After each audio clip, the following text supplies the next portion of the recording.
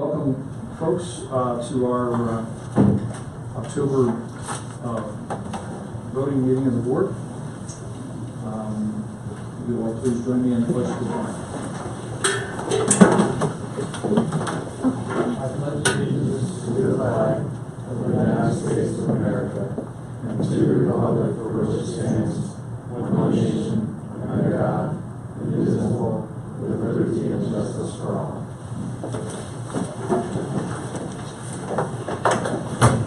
Thanks, and thanks everybody for coming out this evening. We're going to start out with an opportunity for public comments. That's the second item on our agenda. If anyone from the public has any comments related to items on the agenda or any other matters that would be applicable for the board to hear, this would be the time and opportunity.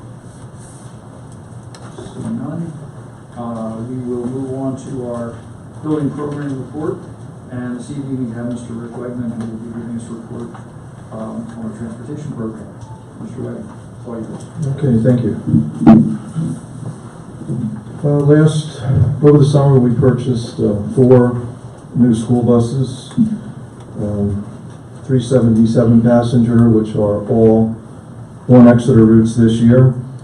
We went 154 passenger, that is on an unpublic route, and we purchased 2 new vans that are on non-public routes, combination homeless, combination foster transportation. We also have surveillance cameras in every school bus now. Mrs. Geidish worked hard with the contractor to make sure that they were all in, and I think it was October 3rd and 4th they finished up. So now everything we have, including the spares, school buses, not vans, school buses, have surveillance cameras in them.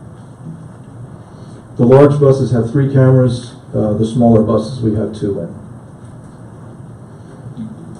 For next year, I propose that we recommend that we should get 4 buses again.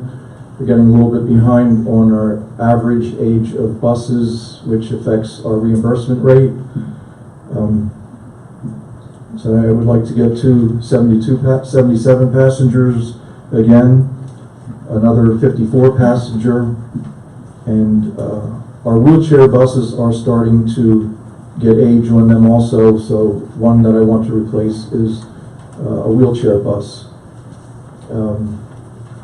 We now have 3 different students in 2 different school settings that need climate control. So we only have 1 vehicle with climate control, and it's working this year, but we ran into some problems with the extended school year this summer with the heat. So I would recommend any wheelchair bus that we get now would have the climate control in it. Also, for 2 more student vans, trading 1. The one that we proposed to trade in last year, we never did. We just kept it. We'd like to trade that one in. The additional one, we're confronted that we probably will have to make a trip to Hershey every day next year with some special needs students. So we wouldn't have a van to handle that. So if that's something we want to do, instead of contracting it out, we would need to purchase that van to have that available for that run that we know is going to be coming. Now that the surveillance systems are in the buses, our next update will be the 2-way radios. We are all analog now, and it's recommended to go to digital for a lot of clarity, more distance.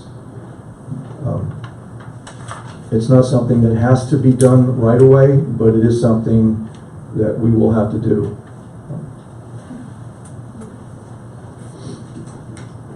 Yes. Excuse me, Mr. Wegman. So the cameras that are put in the buses, we can assume that we had a camera on the bus that tonight that was involved in the hit and run? Yes. Our cameras all are focused on the inside.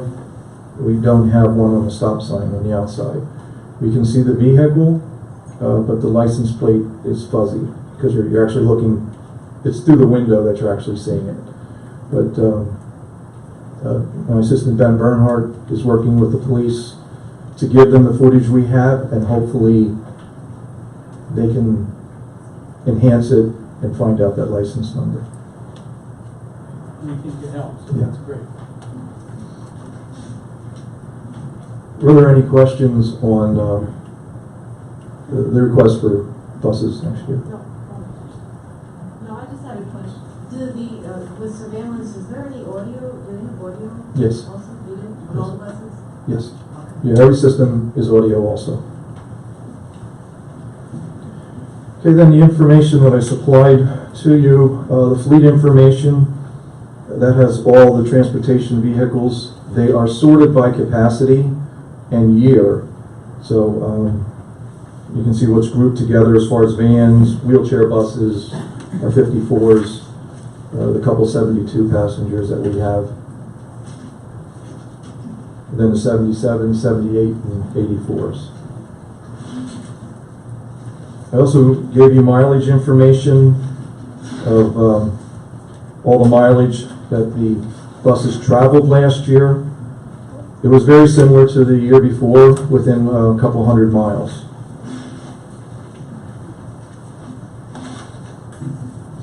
Our trips were very close to about the same. We had 680 trip requests, combination athletics and also the extracurricular and school things. That number is not the number of vehicles. Sometimes there's multiple vehicles going.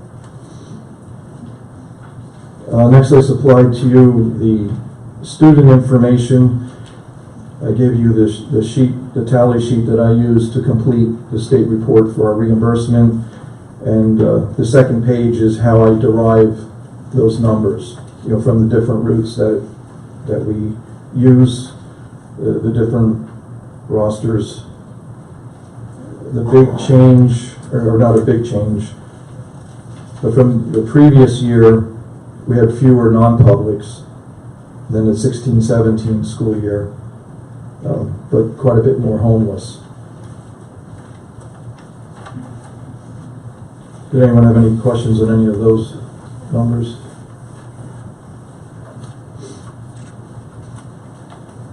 I give you a list of the schools that we are transporting to this year. This does not include schools that we have contracted, a contractor to take students to. But that's just to give you an idea daily where our vehicles are going with the students.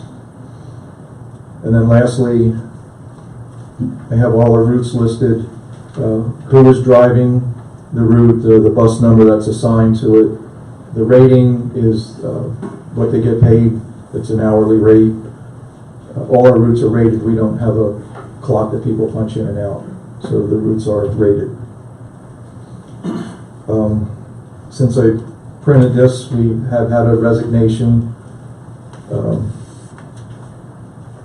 So the driver shortage is still with us. We did license one of our van drivers over the summer, and she is driving a non-public route. And recently this month, we had 2 people that passed the test. The one gentleman is actively driving the route by himself. The other lady, if she gets approved tonight, she'll start tomorrow going with me, and I'm going to teach her the route that I've been doing, if everything goes as planned.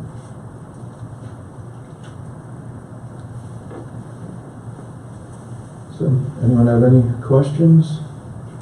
Would the use of more vans be assisting in the allowing of the driver program? Could we require more vans for our non-public students? Not so much with the buses. More vans and drivers would allow you not to have to contract as many out. I mean, homeless is killing us. The amount of homeless that we've had in this first couple of months. That and special education is going farther away to different placements that are further away. We got additional vans last year to help with some of that, and thought we were in good shape at the beginning of this school year that there would be very few that we'd have to contract out, but that's not the case. And you never know that until school actually starts and you see who is enrolled.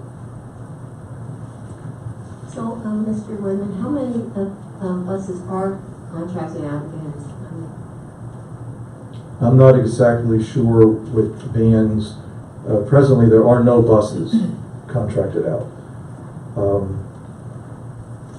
The special ed, the pupil services department generally takes care. If we can't do it, they take care of contracting that out for some of the special need placements, the homeless placements. So I can't give you that figure. I'm not really aware of that. I'm sure it's 5 or 6 vans. Yeah. And do they all pick up children and they come to Exeter, or do they go other places? Some go other places. So I guess some of the special children. Or some of the homeless. Or some- Yeah. For instance,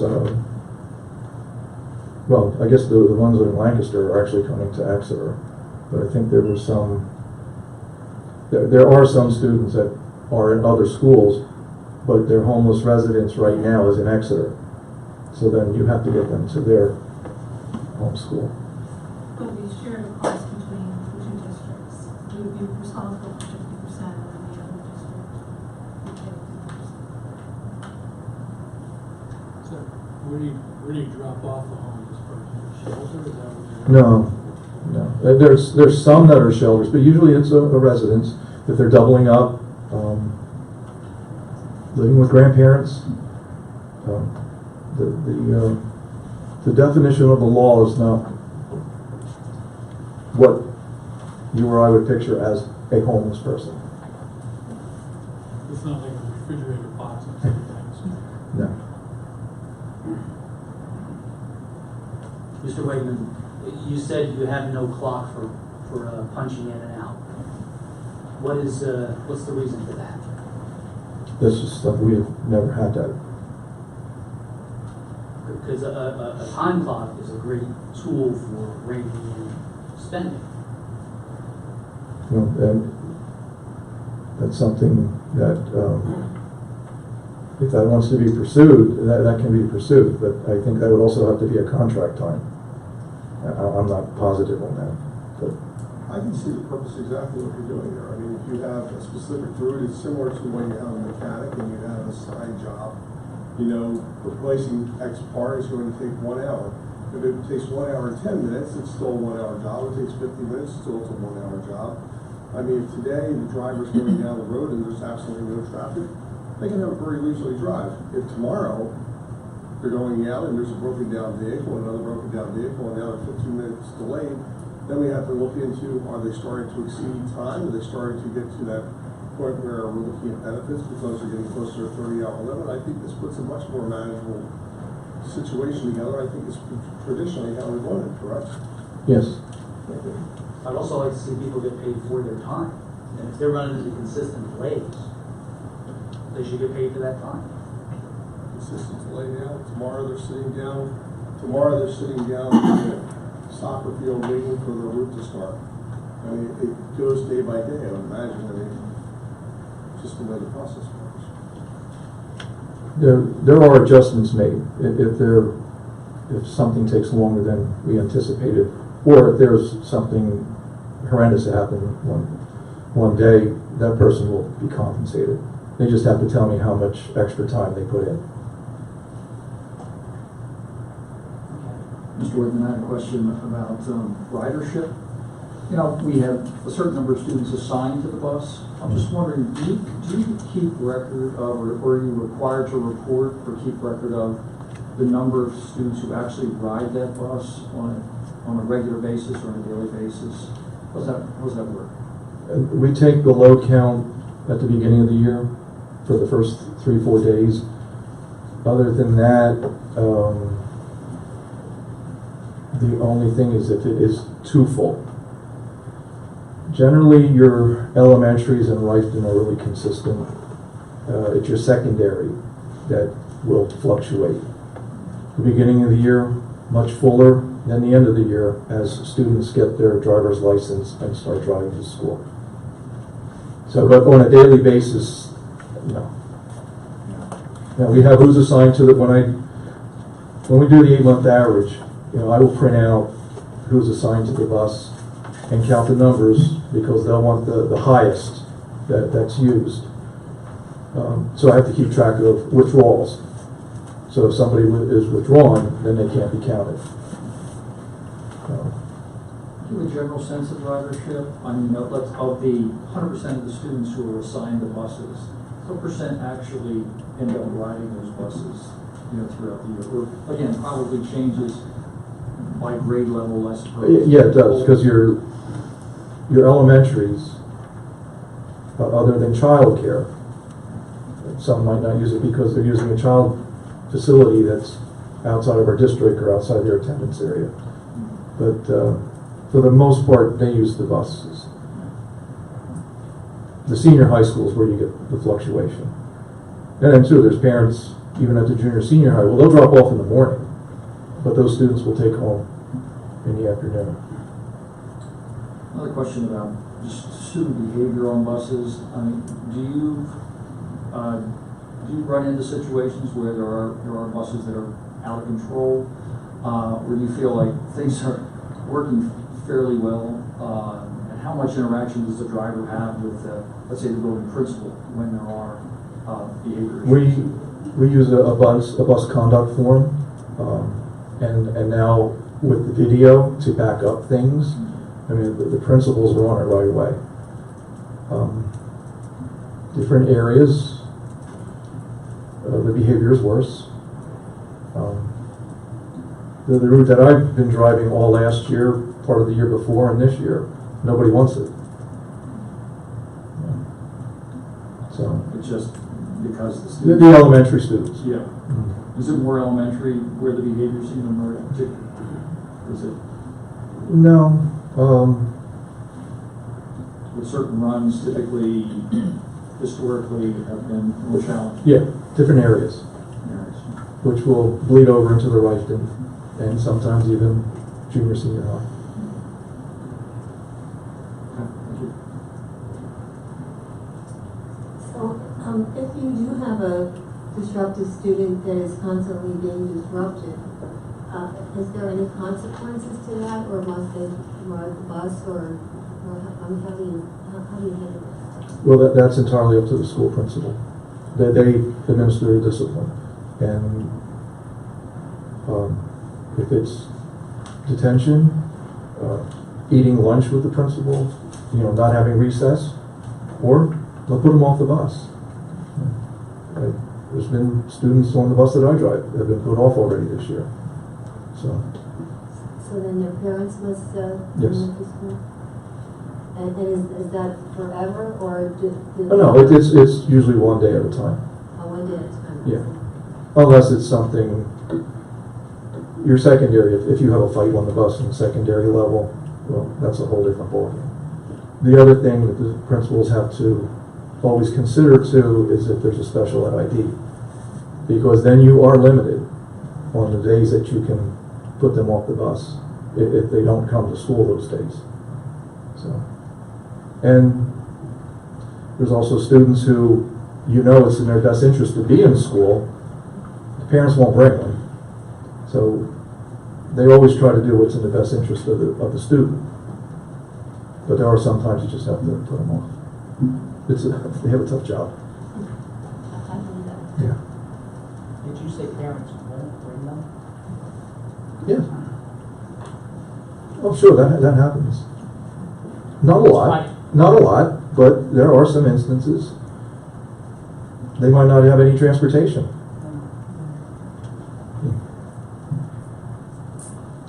Can I just ask real quick, what is the instruction for the bus drivers when a car passes a bus while the stop sign is out? We'll try to get the license number and a description, which is difficult. Does that happen often, do you think? Or Different areas, 422, it happens every day. There are some areas, down in the Baumstown area. And then we have to fill out a paper and take it to the police, and they will prosecute the best they can. Have you ever seen any of the either Central Berks or Exeter police be proactive in placing an officer at a certain location where you're consistent with CD? Oh, yes. Well, all we have to do is ask. All we have to do is give them the location. That's really good to hear. Oh, yeah, we couldn't get any better cooperation than what we have from the police. And especially now Sergeant Bentz, now they actually have a traffic division again. We couldn't ask for anything better. Thank you. I just have a question, maybe for Dr. Miller, maybe somebody else. I'm just curious about, we talked about the issue of homeless, and I'm wondering if we, and it's probably not the night, but maybe in the future, to talk about the support services for the homeless and the breakdown within the district. I think it might be a bit of an eye-opener for our folks to understand and learn about the issue and how it's impacting, whether it's bus operations or other services. Do you have any sort of comment on that? It's been, our homeless population has been increasing significantly over the last 2 years. And I would say the most impacts our transportation department because we have to get the kids either to Exeter to come to school or to their other district. And so we work very hard. We have requirements to the best of our ability within a few days once we are notified to get the student transportation set up and get them back and forth to their schools, and we try to limit it to under an hour drive. But it's kind of a max of 45 minutes to an hour. Some is an hour and a half away. We look at the student's best interest, not being on a bus for an hour and a half. But other than that, we follow the law. We have to get the student back to where the parents are letting them to go to school, where they used to go to school. I would say the biggest impact is the bus to our busing and transportation department, because if they're going back to their school, they're getting absorbed by their school, and if they were a student here or they decide they want to come here, we can absorb them into the classes. That's not a problem. Thank you. And Dr. Moore, it's my understanding that it's supposed to be a shared responsibility between the two school It is, districts? as Dan said, yes. Okay. 50-50. And how does that work? I mean, do they compensate the school district, or do they share the actual physical drive? We pretty much share. My office contacts Rick's office and find out first if we have a route that we can work with. If not, because they have only so many resources, then we might call road transportation inclined to get a bus set up. But then we also contact other districts. Just as today as an example, we're working with Conrad Weiser on a student, and we went back and forth all day getting transportation set up and details set up. They're going to take morning, we're going to take afternoon, and every once in a while, as an example, like in Lancaster, they decided because of our cost that we gave to them, they found a contractor over there that would do both ways for less than our total cost.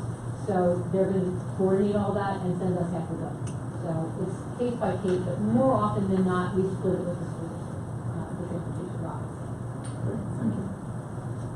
Dr. Miller, there seems, since I've been on the board, there seems to be more and more homeless students that that are involved, that our district involved. Can you give us any idea as to why this is happening? From what we seem to find out, people are losing their homes, they're losing their jobs, and they no longer can be in their residence for whatever reason occurs in their life, and they move in with someone else, or they find temporary housing, or they're in a shelter, and then when those events occur, then we need to pick the family up. Or the other piece of it is unaccompanied youth, which are typically, not always, but typically our high school students. If they are just not connecting at home too well, they feel like they just can't work out things with their family, they leave their home and move in with a friend here at Exeter, they fall under the unaccompanied youth under the homeless act as well. So it's usually families or unaccompanied youth, two categories. I was wondering, because it does seem, since I've been on the board, that there has been an increase. We've had a significant increase over the last 2 years. Yes. Thank you. Dr. Miller, did I hear that the definition changed broadly too? And the definition hasn't changed.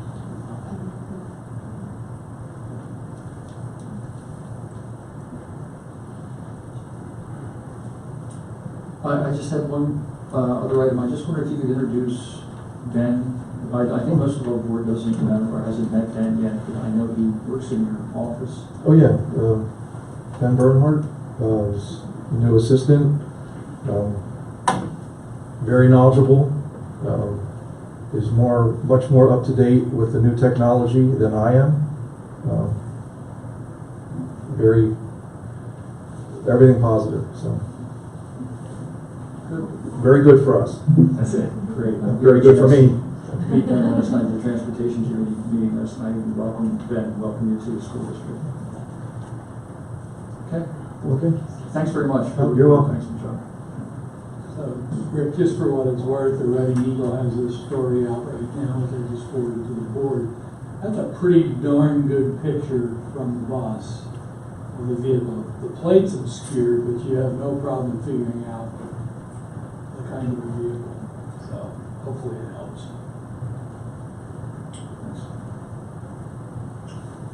Okay, we're going to move on in the agenda to our voting on our minutes. We've got 3 sets of minutes, the special board voting minutes from September 11th, the minutes from a board workshop on the 11th, and also voting minutes from September 18th. I move we approve all 3 sets of minutes. Second. Motion and a second, any discussion? All in favor say aye. Aye. Any opposed? Motion carries. Treasurer's report, Mrs. Page. Yes, the Exeter Township School District financial statements for the period ending 9/30/2018. The following financial statements are attached. Year-to-date summary of revenue and expenditures, all funds, statement of assets, liabilities, fund balances, payroll and fringe benefit summary, investment statements, and student activity fund. I move the treasurer's report. Second. Any discussion? And with the new, I think the interest rates are going up a little bit these days. Are we getting ourselves involved with maybe some of the things that are coming to the end of their terms, or get a better interest rate in some of our? Right, we handle our investments through PNC and Pennsylvania School District Asset Fund. And we use their cash flow optimization tool, which is I provide the cash flow for the year, and then we invest 100% of the time. So all the accounts are receiving interest. And we're currently investing in more U.S. Treasuries because those rates are getting 5 basis points more than some other things. So we're shows for 2.5, 2.10, and we'll probably be looking at some CDs as well. Great. Thank you. Any additional discussion? All in favor say aye. Aye. Opposed? Motion carries. Thank you, Mrs. Page. Our next section, board policies. We have several board policies that are for second reading. These are policies that have been reviewed for the past 2 months by our board or administrative team, by our solicitor. And those are items A through F on the agenda. I won't go into the process of reading each policy. We've had conversations with these at workshops and so forth. So if there's no concern or discussion, I'll move that we approve items A through, or policies A through F for second reading. Second. Motion and second. Any discussion?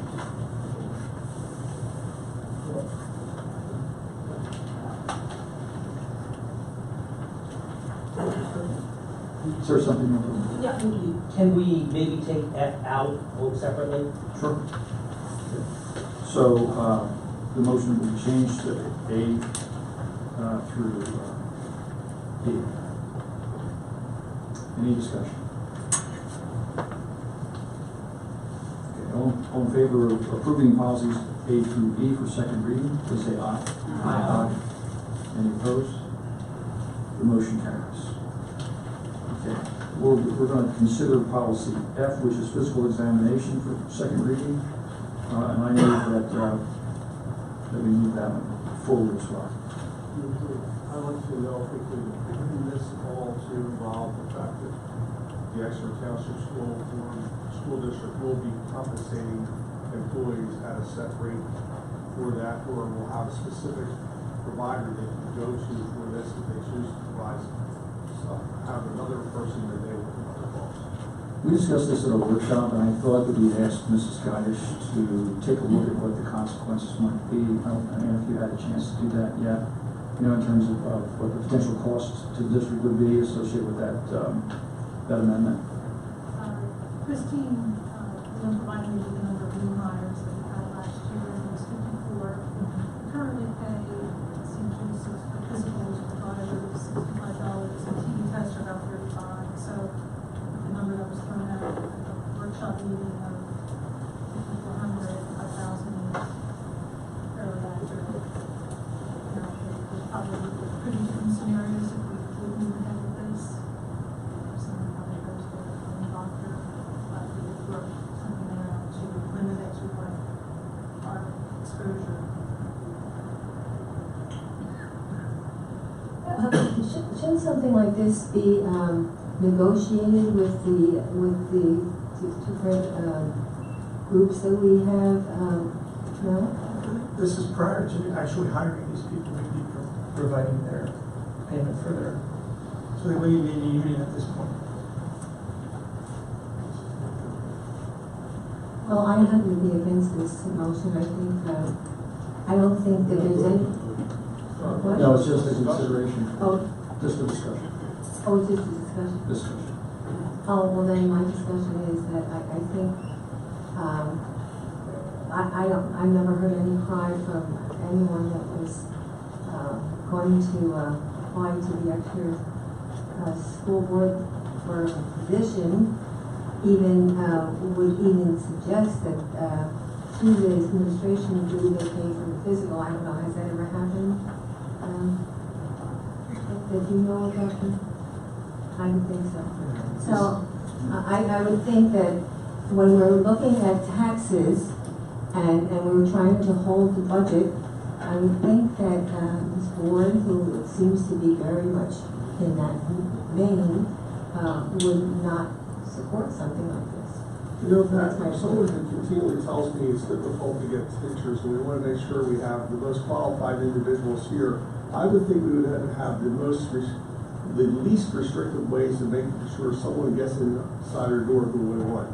First off. Second, I've never had to go through a test to get through my employment, but I would imagine that in some cases when this occurs at private employers, that is borne by the employer, not the employee. I think it's very disappointing that we expect an employee to pay for a privilege to come to work after an employer by having to take a test, that after we told them they have a job, then we say, by the way, you have to get a test to actually come here to work. I think that is just wrong. I think anybody that is coming to work with children, for the most part, would need a physical to make sure that they don't have some type of contagious disease that they would spread to the student population. I encounter thousands of people in my daily life when I'm working on job sites and going through my offices and going to meetings.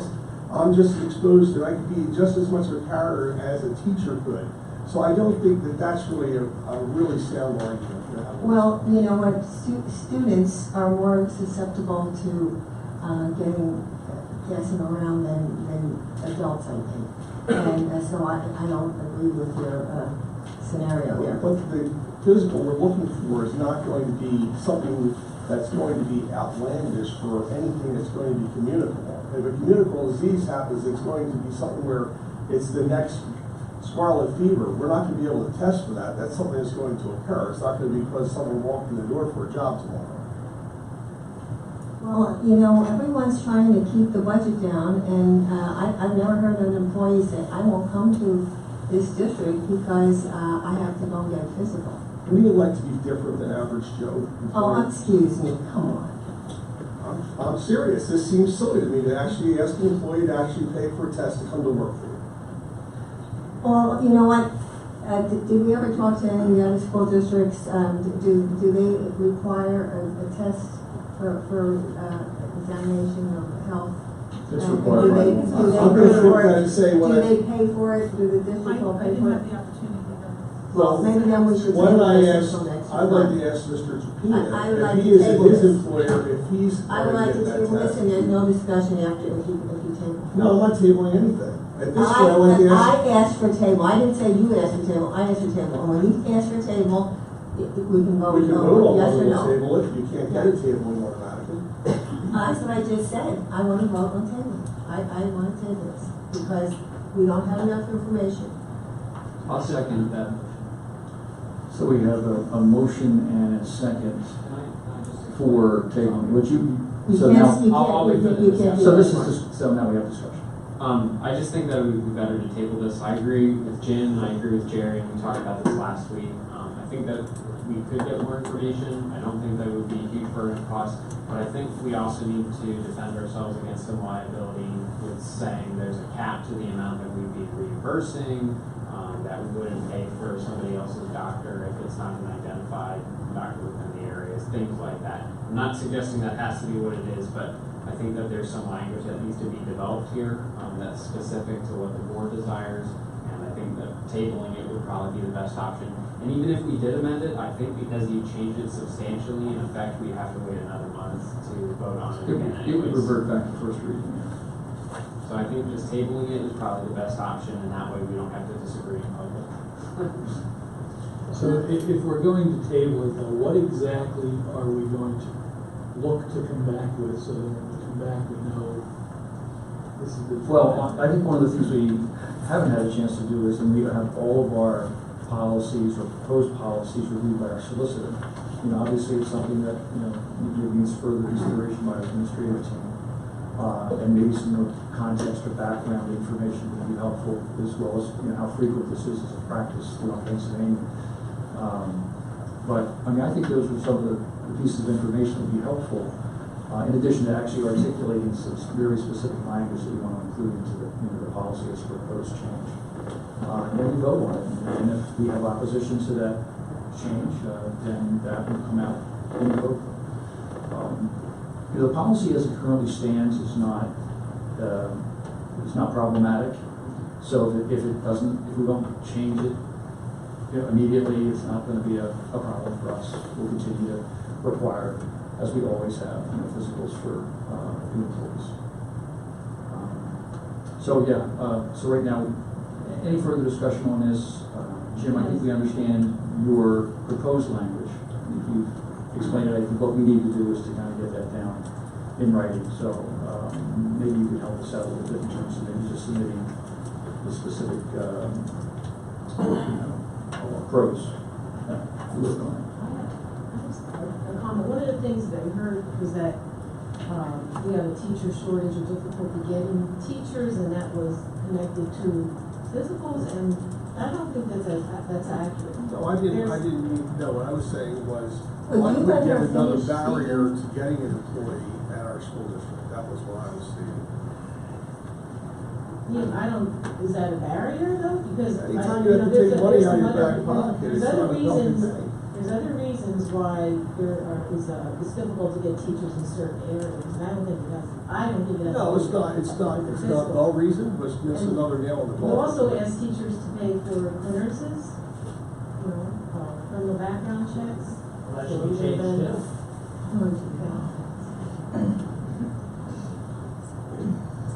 Fair's, I mean, come on, fair's fair. This is I where work- the I guy work- won't spend money, and he Right. agrees with me because it's an You don't want to employee. Exactly, spend I'm money. cheap. But not- But I'm saying this is And so wrong. why are you then trying to get $50,000-$60,000 that we have to pay for? Well, See, someone $5,000 else- $5,000 is $5,000. Well, let's just It's say, more than $5,000. you know, that's a different policy, and that's not really relevant to this particular policy, but that, you know, considerations. But I'm just saying that it's, I don't think it's a big deal. I mean, there's somewhere else in this budget that there's $5,400 that could go. Well, I didn't think $17 was a big deal either, but you did. I did. No, I guess the bottom line for me is, I mean, do we think that this would actually serve as a incentive? Could count, I For- would count, I think it's just. Or you see it as more of a courtesy? I think it's a good employment practice, a good employer practice, that's what I'm looking at. I mean, as I said, I know in private industry, and I have to go to those who have had that, I would envision that it's probably picked up by the employer, it's not usually for by the employer. You know, my employer, I mean, it's typically, they'll ask you to go to location X and take an exam, or maybe it's, you can go to your own private position, but you won't bear the cost of that. That's what I was saying. So, I know there are testing facilities in Berks County, I think there's one off of 61 that typically runs certain tests for employers, or at least there used to be one there. I don't know if St. Joe's may have it, something that's set up. But you can have a specific location where you already have a relationship built in. I thought that's what Ann said was, that it would follow, replicate the process we have for our drivers, correct? Which, you know, we do have a prescribed position or locale where they would go and they would use, and that would be approved by the district and compensated by the district, so it would That's actually what I mimic was. that. It would mimic that. So would that one be sufficient? The driver test, would it be sufficient? Or would something different have to happen? I would, well, I probably have to talk directly with them to see whether, to me, it would be sufficient. They are very, very scrutinized. Yeah, well- At their annual medical exam, so, but since this is tabled, I'll get that information. What I'm saying is it might be even less, because the DOT's physical may be more strenuous. No, I would have to do $35 on for the TB test. I'll have to find that out, discuss with them the program. Okay, so we have a motion and a second for tabling this particular policy. This is policy 314, visual examination. All in favor of those to table the policy, say aye. Aye. Any opposed? Motion carries. So that will be tabled, and it will be reflected on the next agenda after we have some additional information and review. We'll be able to discuss it in workshop as well. The next group of policies, G through L, are up for first reading. Again, I won't go through those separately because we had some discussion about all of those at our workshop meeting. I propose that we approve the first reading policies G through L. Motion and a second. Any discussion? All in favor, say aye. Aye.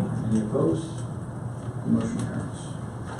The next group of policies actually have to do with something we haven't done previously, which are delete policies. And these are policies that are no longer necessary or required because of the new language in some of the policies that we've already approved. That includes universal precautions, the assessment of student progress, World War II veteran diploma requirements, substance abuse, and non-tenured employees. Again, some of these will be moved to other policies and be incorporated in other policies. Others will be incorporated into administrative regulations. And we can discuss any of these if we care to, but I think we've already been through that discussion in workshop. So I move that we approve the deletion of policies and future. Second. Motion and a second. Any discussion? All in favor, say aye. Aye. Any opposed? The motion carries. Thank you. Business functions, Mr. Bill. That's not very good. Assessment appeals.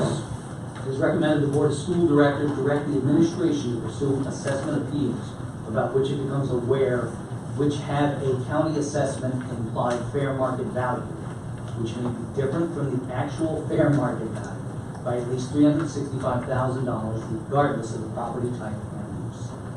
And to pursue assessment appeals for new property sales, provided that the properties are potentially underassessed by a minimum of $250,000, calculated by applying the common of a ratio to the most recent sale price and comparing the resulting figure to the current assessed value.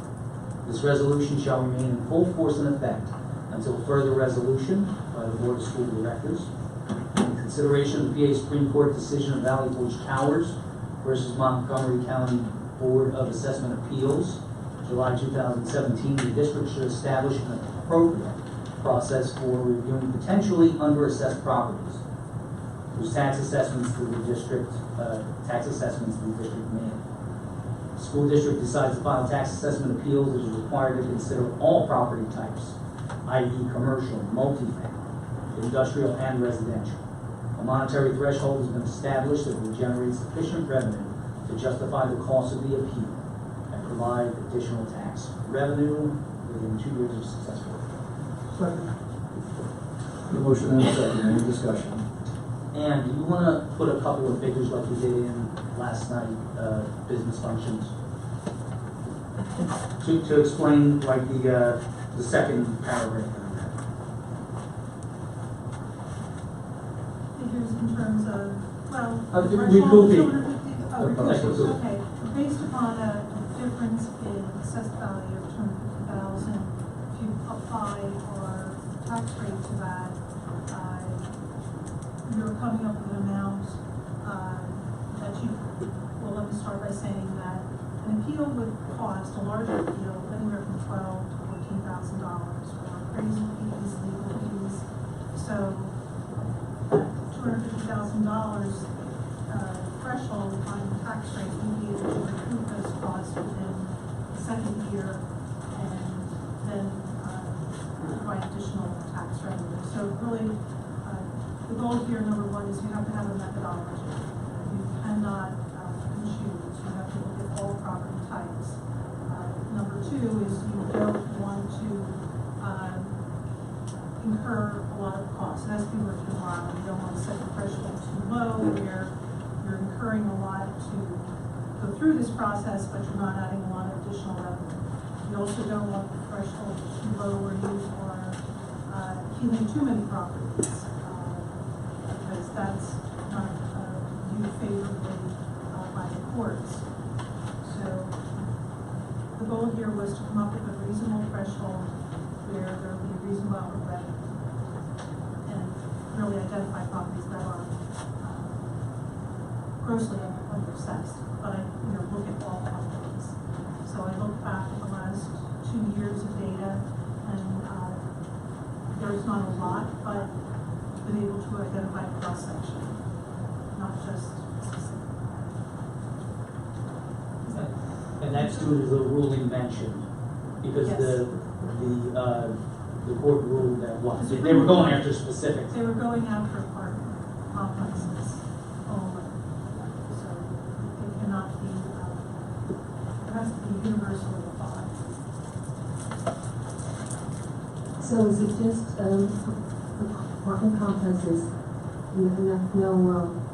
No, this whole court case arose because the school district was targeting appeals for apartment complexes, and as a result, our legal counsel and all different counsels for school districts recommended that you come up with a methodology for being very objective, fair, and looking at all property types. I remember when we took the old administration building up there on Newman Avenue, and I think we had it assessed down to $300,000. Now I don't know what, are we going to look at something like that to see? It was increased, I don't recall the exact amount. I shared that before.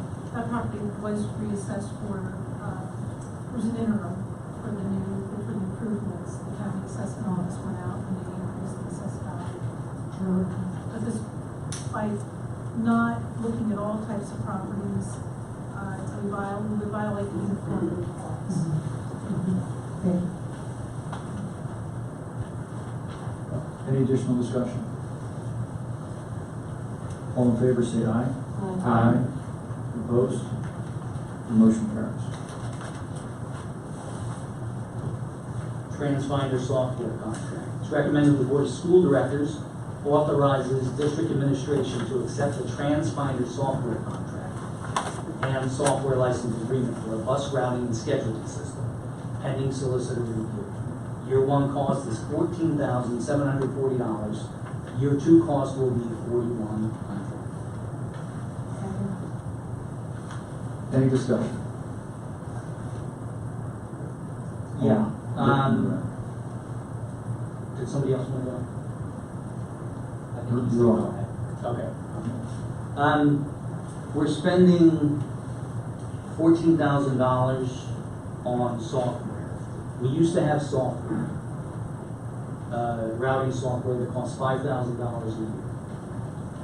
Kept it for 5 years, as I understand it, for a total of $25,000. It was barely used, and we spent $25,000 on it.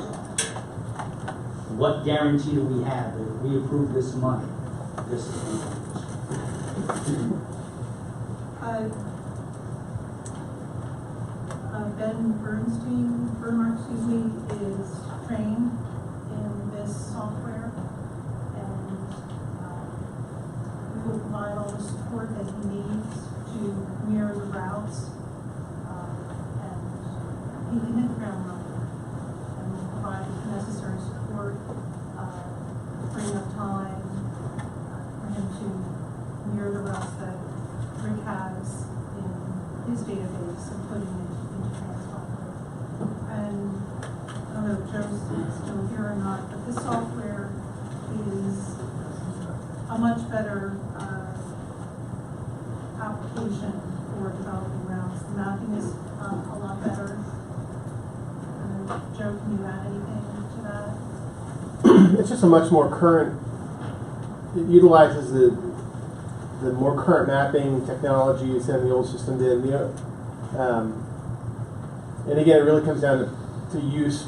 Ben has a lot of familiarity with the use of this product, and I think this product will give us much more accurate data in the end, and for when he's doing state reporting. And a lot of that's done manually. Rick has been doing it manually and spending a lot of time in doing this. So I think ultimately down the road we'll see some increases in effectiveness, use of time, by being able to use the maps that are a little more accurate.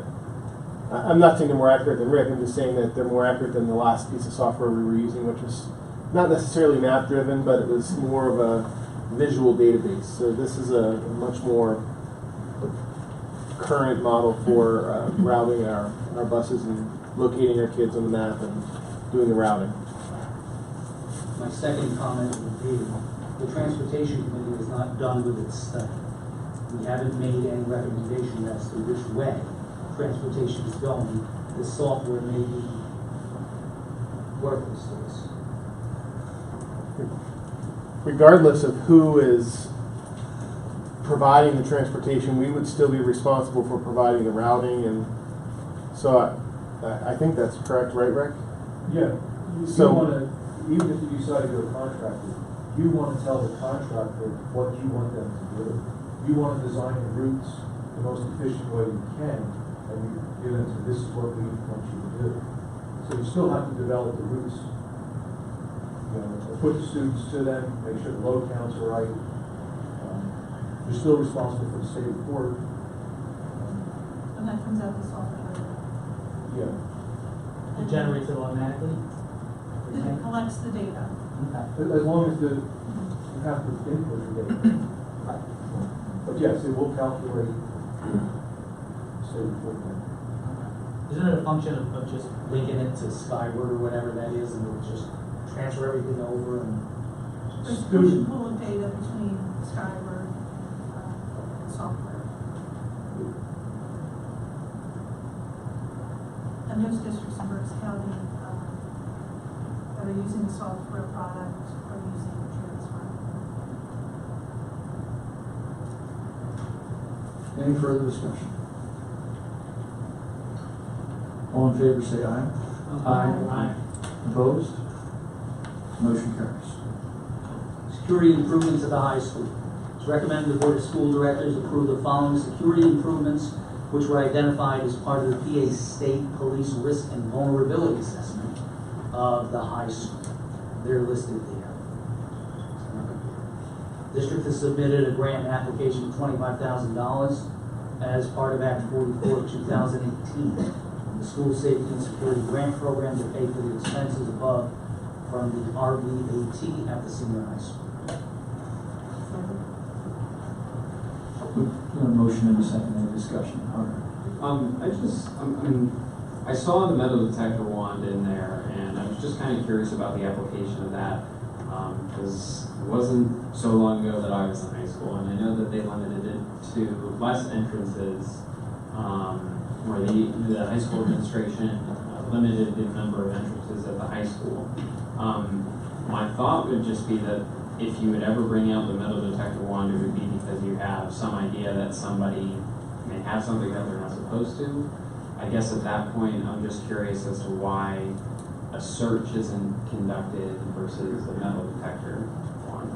And I don't know if you can answer that, or if the administrators can speak to that at all. I'm just wondering, who put the wand on it? The high school administrators did, just as having a tool there at the high school if need be. If something came up, exactly as you said, Hunter, as a possibility, a suspicion, that maybe all guys have to be checked coming in, or something's going on, that they want to have that tool available to them if needed. Okay. And it'd be quicker. The thing that hit me was $1,000 for a camera. That seems like a lot of money. I mean, Well, I don't like cameras at Nikon, so I don't know. Rob, is that the current rate for cameras?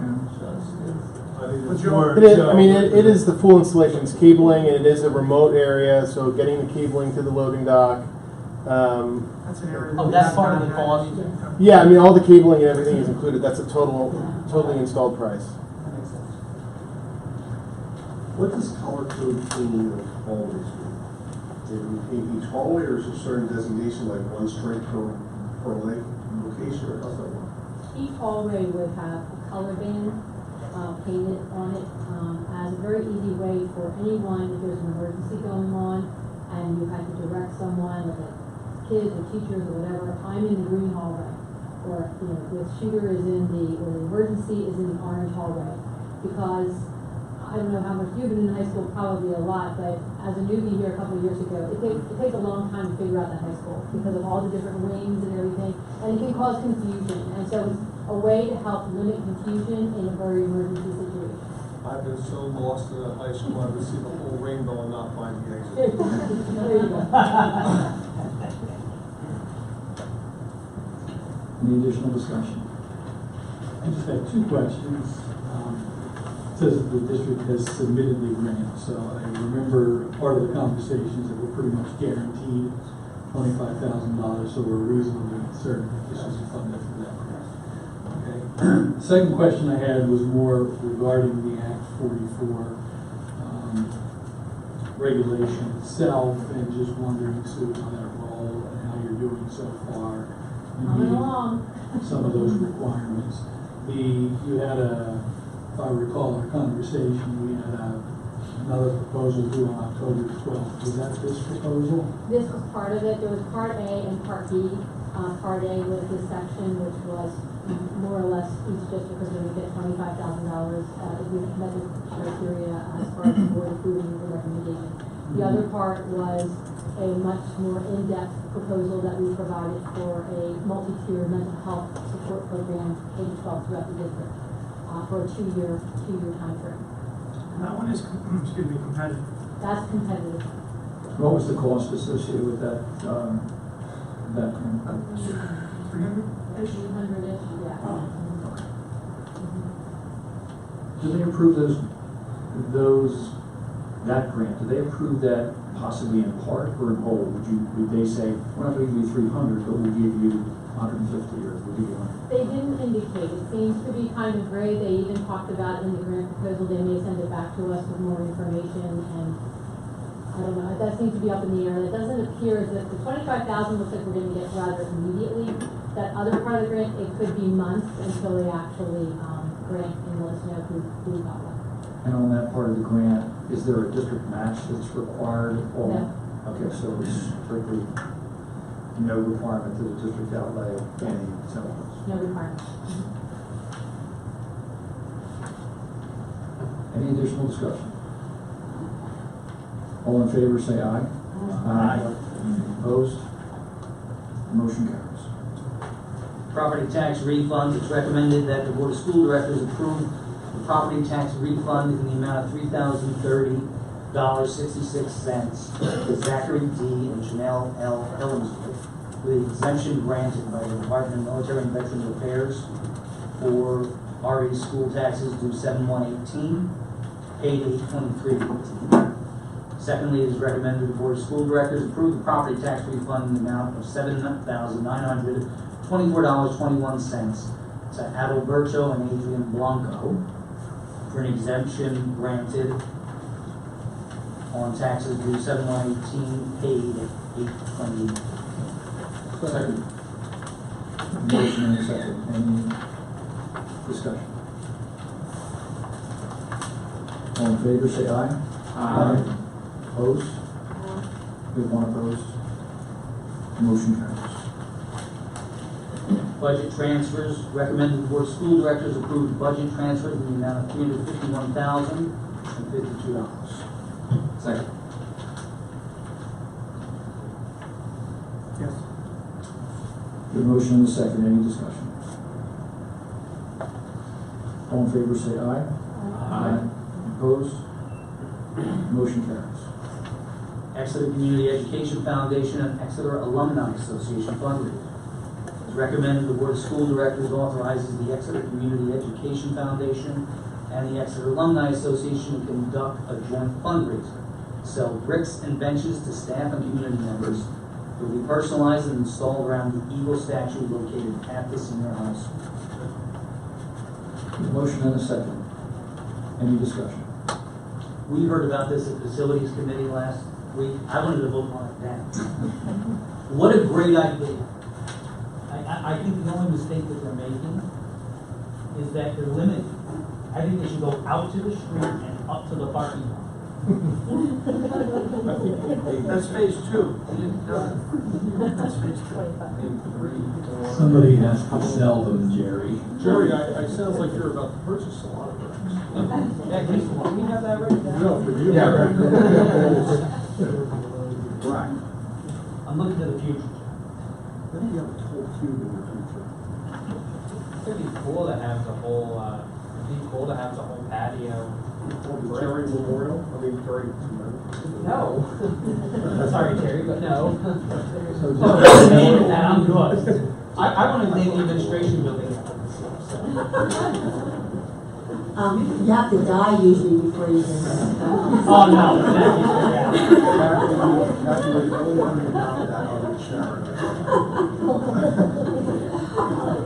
Do you have any idea what like a brick would cost or a bench would cost? Yes, in fact, I would like Amy to talk about it. Oh, okay, I didn't realize you said. Yes, so we are gonna charge for the bricks $125 is what we deemed as a reasonable price. So it's not to exclude anyone, and to include as many as possible. The benches, we're looking at the slats on the back of the benches and doing, the benches, essentially a slat would be $1,000. So 2 benches to 3 benches with 3 slats on the back could be $6,000 to $9,000 depending on how you sell. So are we going to advertise? How are you going to get this out to the public as far as? We are going to publish that on our Facebook pages, so both organizations are going to publish it. The district has offered to help us also with Facebook posts and in getting it out to the parents.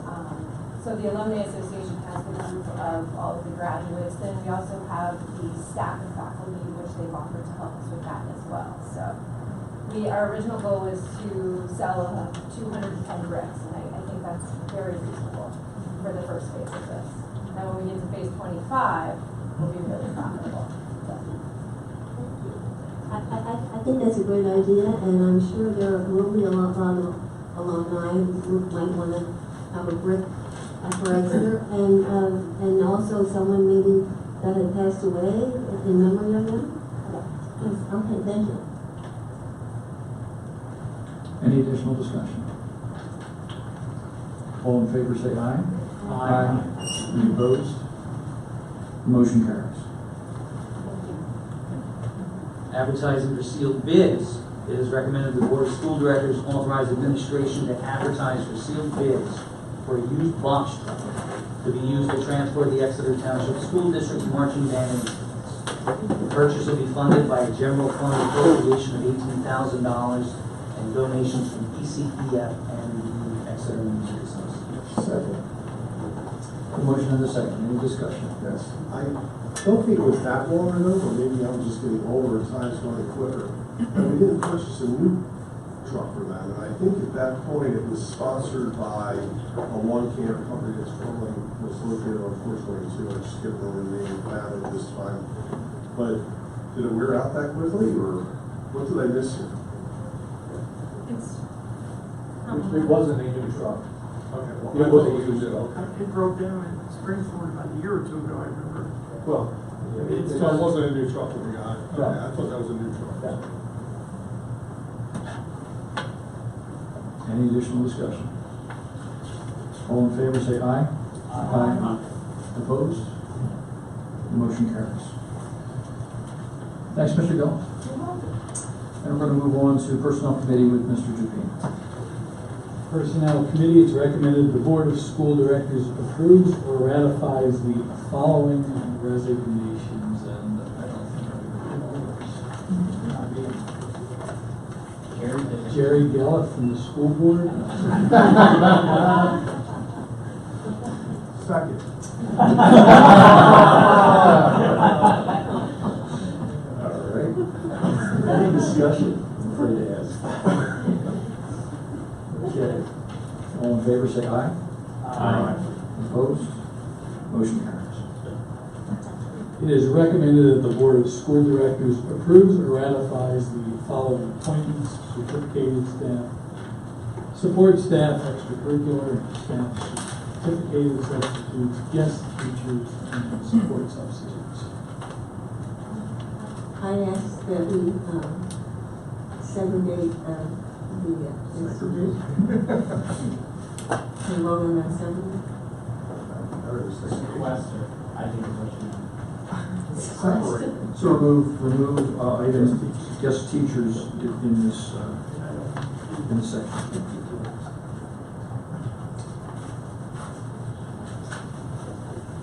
Okay, so we'll move forward with the vote on this section minus the guest teacher section. I've heard a motion. Do we have a second? Oh, second. We have a second.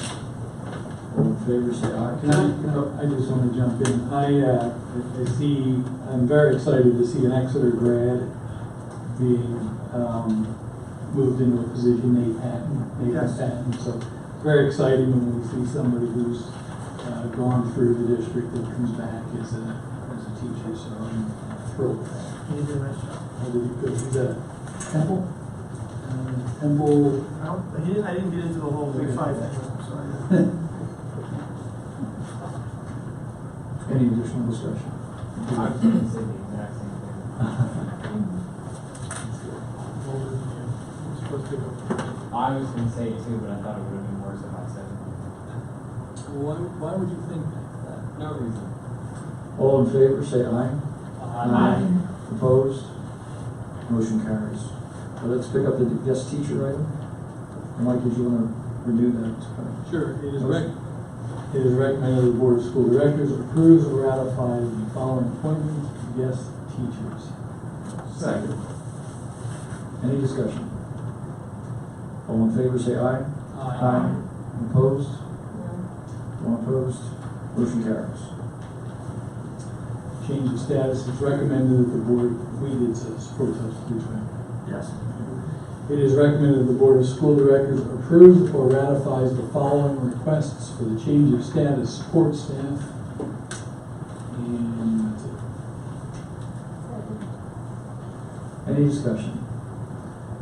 All in favor, say aye. Aye. And opposed?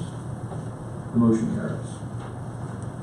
It is recommended the Board of School Directors approves or ratifies the following leaves of absence: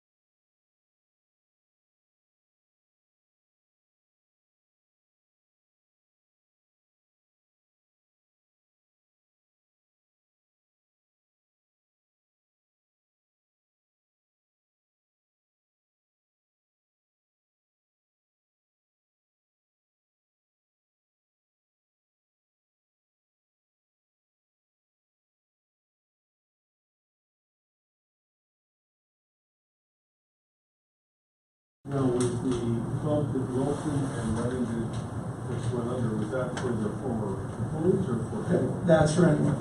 So should we be looking at generally across the board, not just someone? Well, we actually are looking at employment service. We're having a meeting with them to see what they can provide us as far as a fill rate. And we'll come back to the board with that. But right now, specifically the position we're talking about, the additional $10 a day, we do have a few certified retired teachers that we're looking to approach to come back and fill that day-to-day role as an aide. But again, they would come back and actually make less money than what the aide would make. So I'd just like to share a text I got from somebody who just said that I saw on Facebook that Exeter's having a substitute fair here in November. I thought I'd reach out to let you know that I've been looking into subbing in Reading because they are doing day 1 through 19 at $120 and jumping up to $130 after 19 days. I love Exeter, but money talks. So. 125 is still that different. Sharon, what do the teachers that taught in Reading get if they come back as a substitute? Is it like 160 or something like that? They were, last I knew, if you worked in Reading, you got 150 a day. I know it was not me. I don't know if that was increased since last year, but it was increased. That's where we want that. I can go back, they haven't take me. Not Exeter. I am certificated for the master's class 43. She's certifiable. She would not be, yes. I would not be that smart, that's for sure. Any additional discussion? Anyway. All in favor, say aye. Aye. Any opposed? The motion carries. Thanks, Mr. DePina. Student functions, Mrs. Stratton. Below are listed the field trips that have, or are going to occur within a 60-mile radius. And then we're going to be voting, I recommend we approve field trips below that are beyond a 60-mile radius, which they have been listed there, and not going to develop them. Second. Any discussion? All in favor, say aye. Aye. But wait, excuse me. The one occurred last week, right? Yeah. We're just checking there. Since when are we talking? October First line, 14th. number one. Yeah, the October 14th. Not October 4th. October 4th. And we'll have a report on the October 4th when there is a good result from that. Sorry for interrupting. Sorry. All in favor, say aye. Aye. Opposed? The motion carries.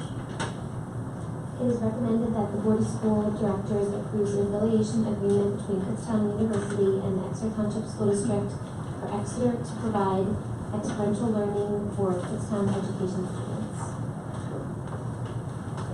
A motion and a second. Any discussion? Is this like a continuance, like we already had, it's just I don't know if we had it to this point, but we are. Any additional discussion? All in favor, say aye. Aye. Opposed? The motion carries. It is recommended that the Board of School Directors approves an amended agreement between the Richard J. Kieran Foundation and the Exeter Township School District to provide an additional 6.5 hours, 1 day per week of staff services for the 18-19 school year at a cost of $7,805 a year. Motion and a second. Any discussion? I have a question. When will this start? Approved. Get away. Right away. Yeah. Any Big additional? need. Yes. Yeah. All in favor, say aye. Aye. Opposed? The motion carries. Okay, we're going to move into committee reports. We'll start with Mr. Aarons with the athletic committee.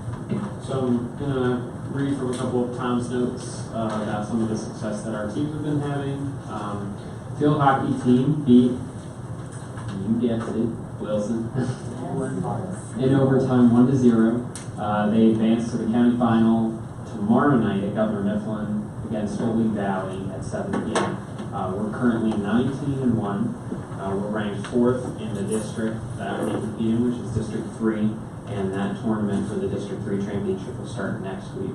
One of the players, Peyton Halsey, has 104 career goals, and that is the first field hockey player in Exeter's history to score more than 100 goals, and only the 4th player in Berks County history to have scored more than 100 goals. Girls cross country. Just one other thing, what's really cool is she also has a full ride to Northwestern University, like Division I scholarship. The Division I field hockey, pretty cool. The girls cross country team is competing in the Berks County Championship. They competed today. I'm reading in the past tense at Kutztown. Up until this point, we were 13-1. I'm not sure what the results are for the team. I understand we took second place. Girls took second, boys took third. Good stuff.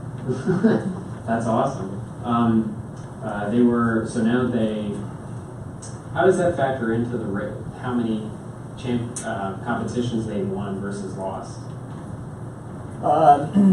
That's a good question. I'm not sure how that Okay. stands up for their league rankings. That's Okay. the county meet. I know that they end up sorting all that out through dual meets, but Okay. the overall rankings, they were second for girls and third for boys. So the girls, The Hunter's too modest, but we want to know how Tucker Aaron is. Tucker. All right, I want to make sure I get this right.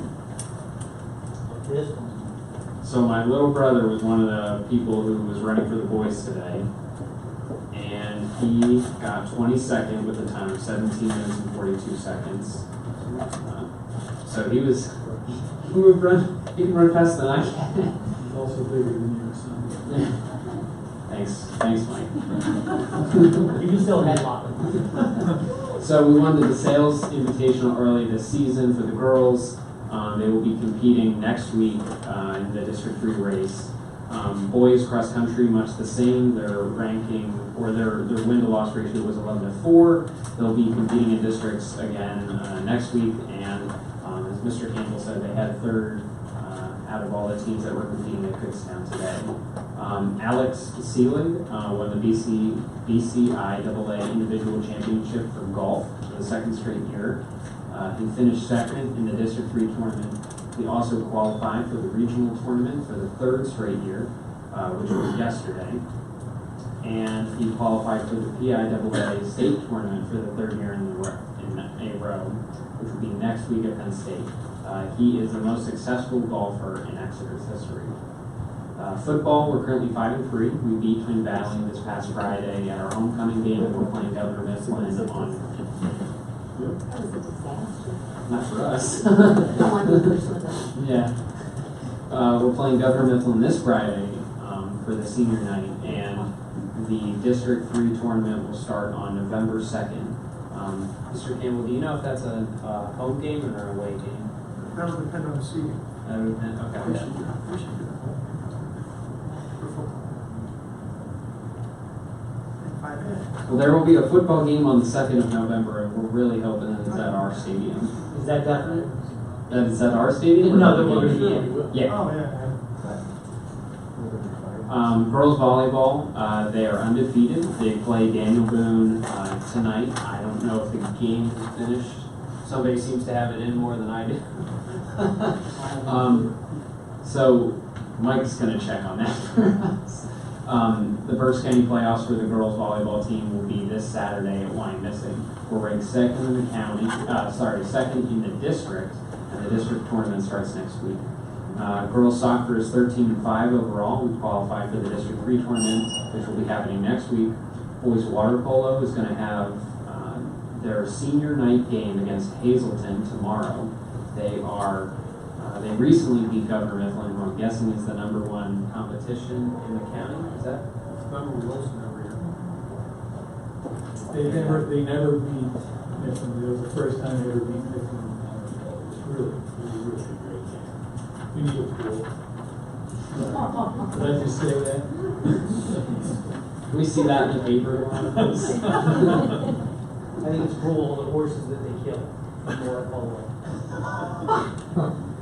They drown, right? They drown. Yeah, that's what it said. It was a great game. Where do they play their water polo? The only place that you should be playing water polo is Albright College. Oh, is that where they play? Girls tennis, I'm gonna, do you know her name? Because I really don't want to say it incorrectly. Neha? Neha Ada? Is that what you said? Yeah. Okay, Neha Ada qualified for the District 3 girls tennis tournament. And kudos to her, because I think we've had a pretty successful tennis run in prior years, and she's continuing that tradition. Outside of that, we do have an athletics committee meeting upcoming. It is yet to be scheduled firmly. Sorry, Michelle, I saw that. It will be in early December. I will make sure that every board member gets an invitation, and that we advertise it publicly and enough time as well. Thanks, Mr. Ernst. Curriculum Committee, I know Mrs. Hacker is not available this evening, so I'm going to turn to Dr. Winters to provide the report. Start with the Curriculum Committee. Curriculum Committee met this evening, right prior to the board meeting. We talked about 4 significant items. The first being an update on the October 8th in-service day, which was very successful, focus on differentiation and best teaching practices. And we did an exit ticket, surveyed the teachers, got feedback on the day, and about 60% of the people that attended submitted feedback, which is a pretty good return rate, and we had about an 86% approval on what we did that day. So that was a plus. As we discussed, at our board retreat, my desire to want to give an ongoing update on virtual programs and how progress is going there. I gave an update on virtual programs at the curriculum committee meeting this evening. Pamela Wetzel, who is our senior high teacher, who is assuming the extra responsibilities for the senior high, gave a report tonight, talked about some of the work ongoing related to choosing digital content providers and using Schoology as a resource and building out from there. And she's doing a fantastic job with those responsibilities. Julie and Rose spoke a little bit about the vetting process we've been using, looking at our science and social studies resources that will be including in the budget for grades 5 to 8 next year, looking at new resources in both those subject areas. It's been far too long. We're aligning those resources and that process with national standards, next generation science standards for the science resources, and the C3 framework for the social studies resources. And then lastly, we talked about some of the professional development that's been centered around some of our digital resources. All of our teachers have had training in IXL and Dreambox here at the beginning of the year, ongoing training with Star Reading and Star Math. And I also shared that we were able to use some Title IV dollars to purchase Mozilla, which is a literacy resource that gives us nonfiction articles that students can look at, and we were able to use Title IV funds to purchase a premium version for certain grade levels of pilot this year. So those were the things that we discussed this evening. Thanks, Dr. Excellent meeting, Steve. Facilities Committee, Mr. Brady. We had an opportunity to get together on October 8th, and we met at the high school. We started off by meeting with Amy and her team to discuss the bridge project, which we reviewed earlier this evening. After that, we strolled across the parking lot to the baseball field to look down on it. The field project, which we discussed a month or two ago, we're postponing that until the spring due to the overabundance of moisture that we may have noticed during the fall, and it's prevented them from the ability to get off the field and do a very good job for us. So we're just going to push that to the spring at this point. You may have noticed tonight when you walked in here, if you haven't previously, that it's a little brighter because our LED lights are working throughout most of our buildings and not all of our buildings. We're slowly, I think we're down to one building, which is the Lion Creek, to get finished. Other than that, we are now starting to save money on electricity, penny by penny and light by light. So hopefully we'll start to see some very big benefits as we look at our performance around this time next year. Mr. Prezumi has been working diligently on making sure all our heaters are working throughout our buildings. Rob, I was hoping maybe you could give us maybe a 3-minute summary of how things have gone so far, where you think we are as far as our projects, and we're already wrapped up to what we had, or? Yeah, really the only, the main outstanding one, besides the LEDs and the dimming issue is the boiler installation over at Jackson Wall, which is installed, it's operating. I turned it on this morning myself to provide some heat to the building. So they're just wrapping up the final pieces of that project, which is integrating that with our control system. So we'll be able to perform night setback and things of that nature. So. How was the mold situation? We had a few buildings because of the excess moisture that were picking up all the extra mold. We've been working on addressing those areas primarily in the junior high. We've done a large amount of re-insulation work over there, as well as some minor renovations to one of the bathroom areas that was affected. I believe in the last round of testing, we did not have any elevated areas. Some areas came back as slightly elevated, which is just a thing where we monitor. We don't need to do an active pad burst fire watering, to do cleanings. So we're waiting for the rest of the work to be done before we schedule the last round of tests, just to confirm that everything works. I know a couple of weeks ago we had an issue with tennis court access for some of the students. As obviously our players have moved on and are doing great things. Is that all finalized now, the work they had to do? All the courts have been patched. They're just waiting for a break in the weather to make that.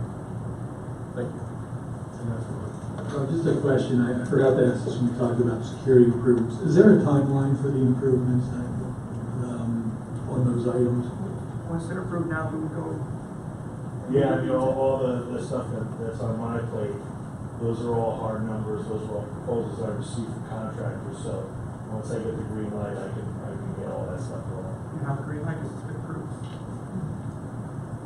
One other thing I just remembered, when we got together last week, we were discussing some of the projects you need to have an early lead time on. Are those going to come before the board in November then? That's the plan, we're going to, yes, so we'll be ready for the summer and hit the ground running. Right. Mr. Jimmy, when you go outside this front door, it's quite dark in that whole area, and there are places where there can be lights. Why aren't those lights on? We have a bunch of different time clock systems here, a mixture of time clocks and photo cells. Fraser Electric's been working on them recently to get everything in sync. So some of them come on at different times, and some of them come on when they're not supposed to come on. So that's been a recurring issue with the parking lot lights and the lights out front and the lights outside the building. So that's. Oh, I noticed that the lights out in the parking lot are on, at least. Are they on all night for safety purposes? Or no? I believe so. Okay. But the lights, as you go out the door, Yeah, they're not on. there's two anchor lights out front that are on, I believe, too. Well, I would hope that we could get a little bit more light out there. You guys, so no one falls and sues us. Thank you, Mr. Brady. We're going to move on to Personnel Committee, Mr. Japina. I have nothing to report for public consumption at this time. Thanks, Mr. Japina. The Policy Committee, policies continue to be modified and revised as per our plan. Hopefully, I guess we're just about halfway through the policy manual right now. I appreciate your continued patience. Technology Committee, Mrs. Asia. Yes. We have the security camera systems are all close to completion. The phone and fax migration to, I think it's Zillow, are complete. And some cleanup remains. Fifth grade Chromebooks are now going home with the students. The parents have their sessions completed. School D will be rolled out for parents at the junior high and at Rifton over the next month, and the senior high will go live next year. To learn more about what happens in technology at Exeter, join us for our technology committee of the board meeting Tuesday, November 13th at 5 p.m. That is my report. Thanks, Mrs. Frazier.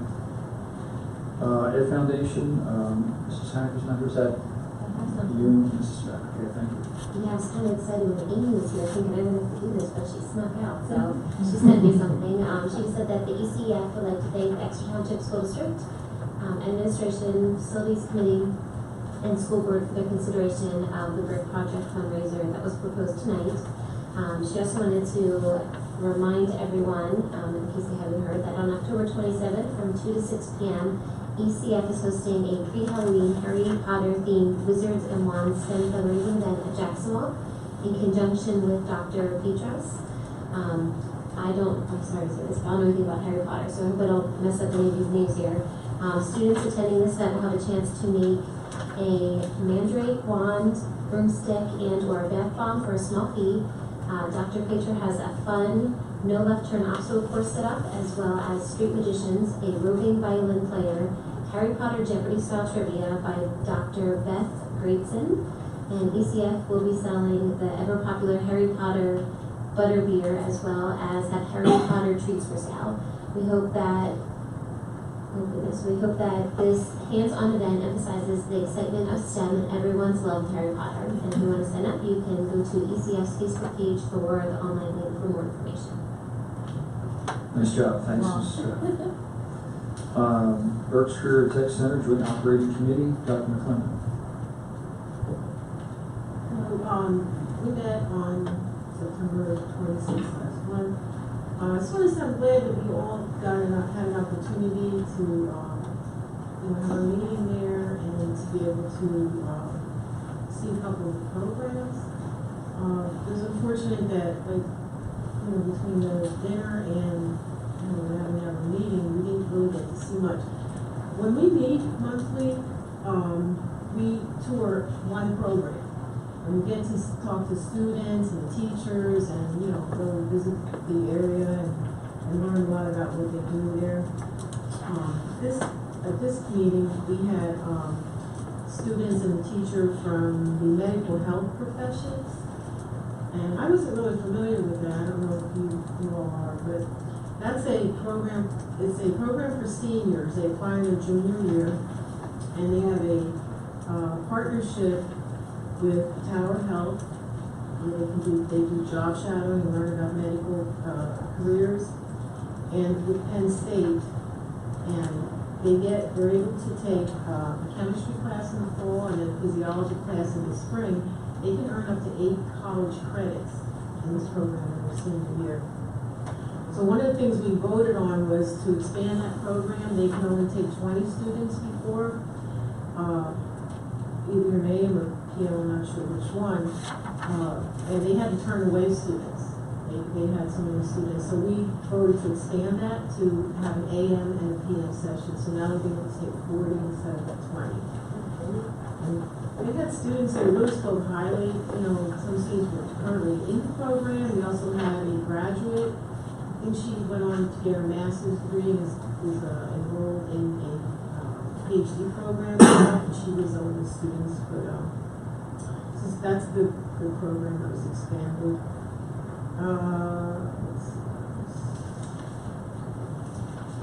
I don't know if I mentioned before, they had the principal from West had left shortly before the school year started. So we had a retired principal come in to take his place, but they're actually interviewing to hire a new principal at the West campus. One of the things they're doing is developing a virtual tour of PCTC. It's going to be for elementary students. They're targeting 5th graders. That's going to be, it's going to meet some of the requirements of the Chapter 3 through 9. They have to teach the students about careers, like the whole of careers. So they're going to have their students who are in these programs film and develop this as part of their curriculum. And then, take this into the elementary schools. It's going to be a 2-year process. So you heard, when we were there last week, you heard about the 50th anniversary. They're celebrating things throughout the year. One of the things they're doing is a car raffle. I don't know if you mentioned these things at the meeting, but there's gonna be a car raffle, there's gonna be, culminating activities on April 27th and VIP breakfast in May. The principal from East Campus that was there when we were there, shared about some students doing being part of the Restoring Hope project.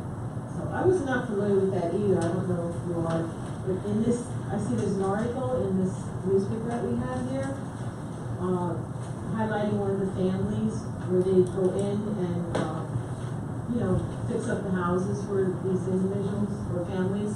So our students, I believe it was 18 of them, were part of restoring a home for a family in Reading. I don't think this is article here, but it was one of the family in Reading. And they were able to, they worked alongside of some adult professionals, and they had students from cabinet making, painting, decorating, and work. So I think that, those are they volunteer to go in. It's an organization where they get volunteers to go in and restore homes. So I know, also, there are a number of programs, not a number of them, a few of them, and, maybe you could try to visit them, like cosmetology, I think auto, they just, you can get things done.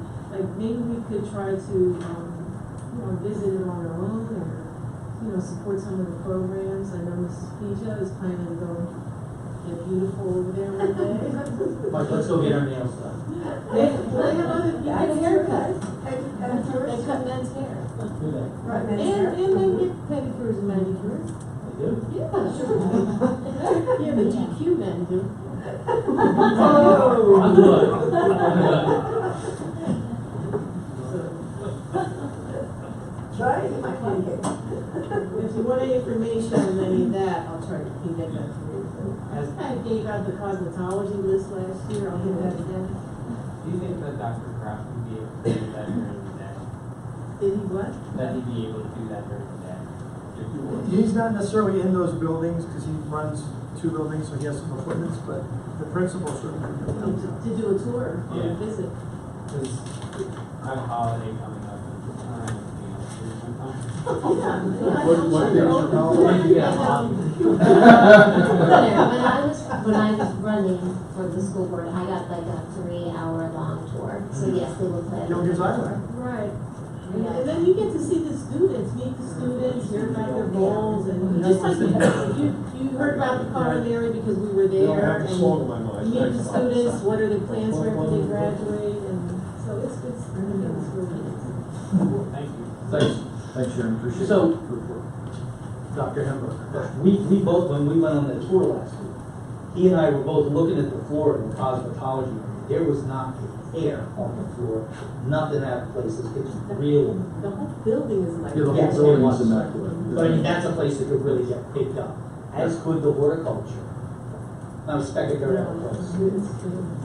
Yeah, it's impressive. It was an impressive facility. The only thing I wish we had an opportunity to see was the new construction that they were doing, the house that they were building. That would have been exciting. Did everyone see the pictures that I sent? Did see the pictures. Okay. Well, yeah, it wasn't the same, but I know in April, they're gonna have the auction. April 20-something, and they Is that invited us to come back. Okay. Yeah, an open house, they invited us to come back. Yeah. No dinner this time. Yeah, it's amazing though, the building, like, I just had an opportunity actually to be in it, like, for the school year, and it's amazing, like, what they're doing in there. And Jerry, you can go down for lunch there too. Oh, right, Yeah. Lunch and a haircut. Yeah, lunch. I think, no, don't they just, isn't that just on a Friday when it's open for? I think he did it on the same Friday. Yeah, I think it's just on I'll try to Friday. get the information. But you can go that for are available to the public and bring that sort of. You can go for lunch every day down there. And it's very inexpensive. We asked the principal what he had gotten, and he told us, and it was like $4 or something for lunch, and it can't knock that. Right, and it helps us support the program, and you get a nice lunch. It's a great asset to be had. Okay, we're gonna move on, to the, thanks, Dr. BCIU Board of Directors, last meeting that we had, focused on school safety. We learned about a new program that was designed to alert schools about questionable social, media posts by students and others. They have a new director of information and technology named Scott Major, and he provided an overview of a product called Social Sentinel, which is able to detect keywords associated with criminal activity when it's posted on social media. So has a lot of promise. My understanding is maybe it's been presented to the superintendents. I don't know if you were there to see that, but I have not seen it yet. Yeah. Joe, was that something you guys talked about at your time? It's in our grant. so, Oh, okay, it's in the grant. It's in our grant. It's in the part grant, of our grant. okay. Mhm. and my understanding is that this is something that may be of value to school districts, and it may be Yeah, several school districts are already implementing it, and it's not Yeah. valuable. great. Okay. And the other discussion obviously had to do with Crisis Go Out, which is the grant proposal, I think, that Senator Schwenk was able to procure for the county, and will allow all county schools to be able to use the app, in their security and emergency procedures. So, the next meeting of BCIU Board of Directors will be this Thursday. Township Liaison, Mr. Japino.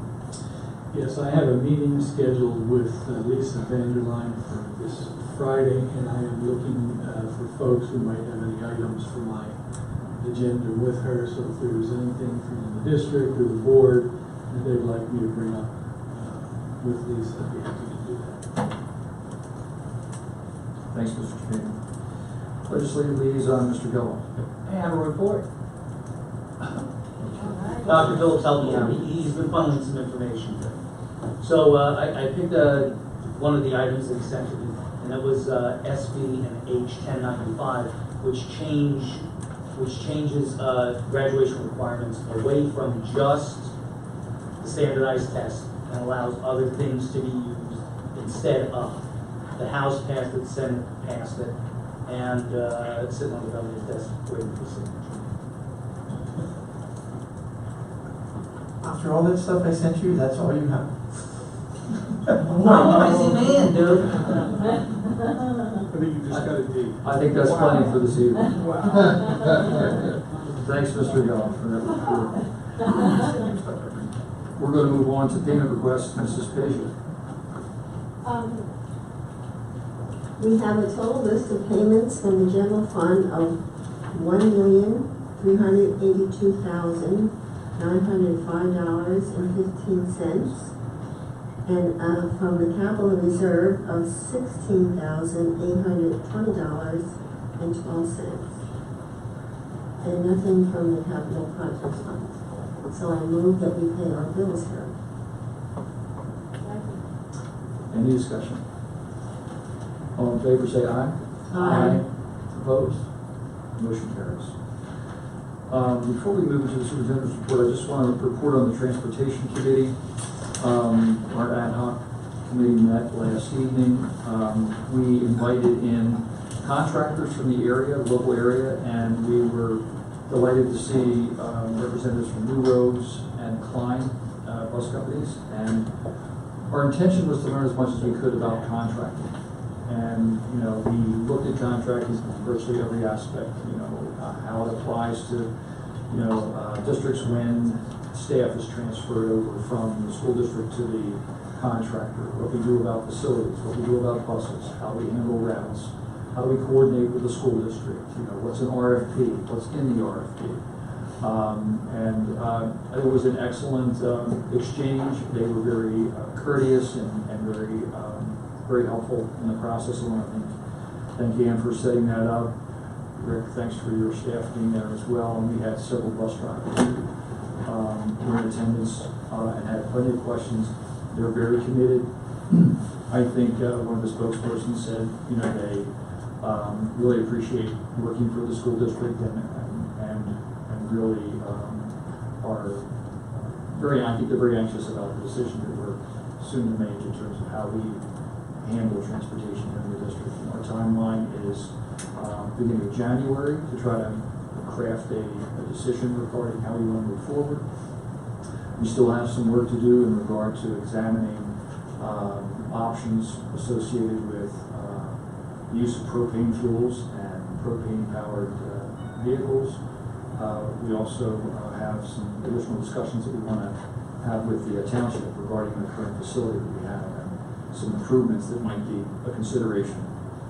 So those are some upcoming activities for the committee. At some point in the near future, we hope to have a comprehensive presentation to the board to give those folks who aren't part of the committee an opportunity to hear what we've learned over the past several months associated with this committee. Our goal has been to become as well informed as we possibly can before we make any decisions, and I think we've gone pretty far so far in terms of doing that. I want to thank those members of the board who are on the committee. I know it's been commitment of your time, but I think it's been very useful, and I hope it's been educational. Yes. Are you looking at getting any information on school districts that switch over to contracting out for bus service and how they see it long term, like 10 years later? Like, I know that initially you're going to save money to sell your buses and that kind of thing, but are you collecting any data or looking at school districts and how they feel 10 years, 5 years or so later? Well, one of the proposals that we have for possibly our next meeting is to invite other school district representatives to come in and tell us a little bit about their experience going from district operated services to contracted services. I think there are a couple districts that we may approach to see if we can have that conversation, contingent upon their willingness to come in and talk to us. Oh, and aren't you supposed to go somewhere too to see a school district who has in-house propane buses, a fleet? What is I that? contacted Upper Moreland and Jennifer Goldstein of Rose Energy and Mason, his last name, Brightville. Gave them dates of the 23rd of October through the end of that week between 9 and 2, and they'll coordinate their schedules and they'll let us know. Rick will need a van for that. That was a joke. A new one. With air conditioning. No, it'll be too cold with heat. Oh. Propane.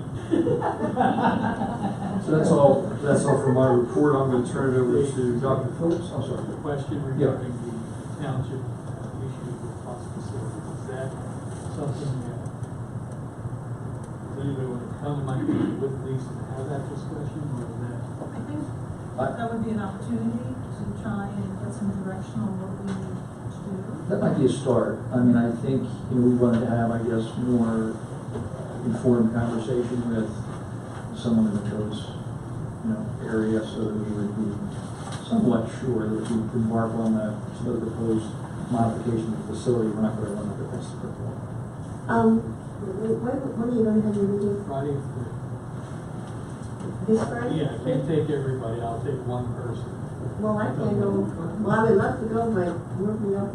I'm going to be able to hear school convention. I think that there was another piece of that discussion with the township, which was what are they planning to do in terms of a new facility for the township building. There had been some discussion that they did, as well as a study that they had proposed to look at the use of the Promenade Shopping Center as the new township facility. And that was one of the ideas I think that had been floated, is for us to go into that venture with them, to use that as a new facility if we wouldn't be able to make the necessary improvements at our current facility. So why don't I put a marker down with her on Friday? We won't get into it because I haven't been really involved in the discussion that you guys have been having. And I'll let her know that we can just do a separate meeting with that particular issue with representation from the people that have been intimately involved with the committee. Yeah, I think our architect, Jason was planning on attending as well. The meeting that we were. Yeah, so why don't I just try and get some proposed dates from her where we can get together. Would it be better to just do it on Friday? Dave, can you go to that? I'm not sure. I'll have to check. Well, I think we need to give, I don't want to show up on Friday or tomorrow. You mean this week? You don't want to give a list. No, I don't, I would like to give her some prep time, or, I mean, she doesn't know anything about what we were talking about either, I don't think. Well, I think part of the objective also is to make sure that we're being as transparent with the public and, you know, from some of the interested audience as well for those ideas. So this might be a great place to start the conversation and schedule one of our, ask them to come to one of our future meeting dates. But I think that we want to have one at the committee level where they can kind of discuss with us some of the things that they've been working through. And if they're not willing to do that, then they're not willing to do that. I guess I would say, I kind of think this would be not necessarily posted as a public meeting. I mean, I think some of the conversations that we need to have, I think, are the kind of conversations that organizations have between each other. And I think, you know, I don't know whether I want to subject that to 50 or 60 people. I don't think that's fair to the township necessarily. I mean, we can certainly disclose the contents of that meeting, any information that we get, but I have a feeling that this is something that we would probably not have in a public forum per se, where there would be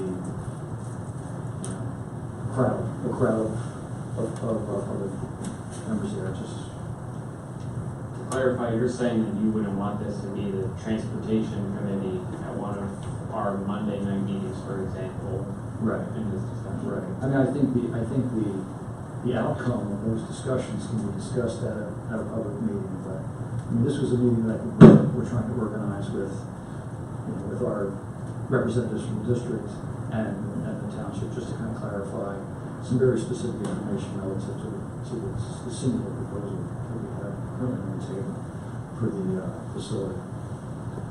I mean, obviously we talk generally about some of the other ideas associated with their plans for a facility, but you know, my current recommendation is to not make that public. So that would be about the zoning issues. Would you also lump into that the facility study that they did and kind of talking about a joint venture in that way? I don't think that was the primary purpose of the meeting. The primary purpose was really to kind of clarify, you know, if we would go forward with any of the proposals associated with the renovation of the current facility, what sort of difficulty might we encounter associated with potential ordinances or codes that might be applied. Yeah, I mean, from my perspective, I think it becomes an issue of the due diligence that maybe we didn't do when we approached this project previously around zoning. I mean, the issues that we ran into, I think I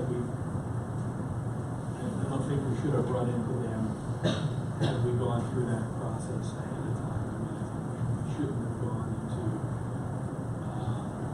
we shouldn't have gotten into a fight over it.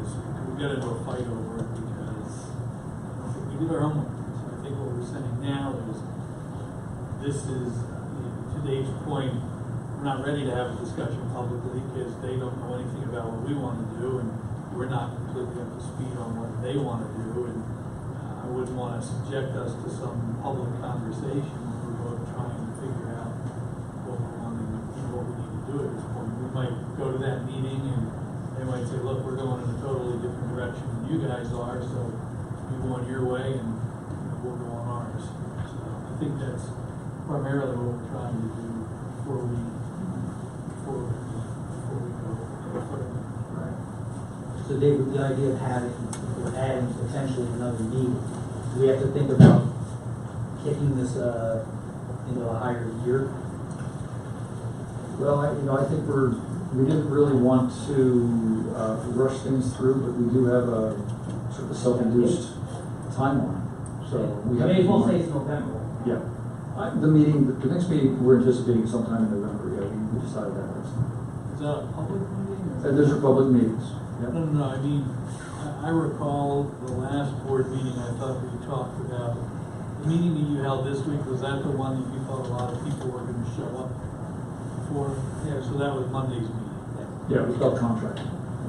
So are we going to present a proposal, as the board's going to get a proposal from the group? We're not there yet. No, I know that, but the rest of the board will get sort of a recommendation from the committee. I wouldn't talk it out loud, I don't know. by January 1st, right? That's what we said. Our plan was to collect as much information as we could, work as a committee to try to come up with a proposal that we think would be in the best interest of the district regarding future presentation district and have that available to the board by January 1st.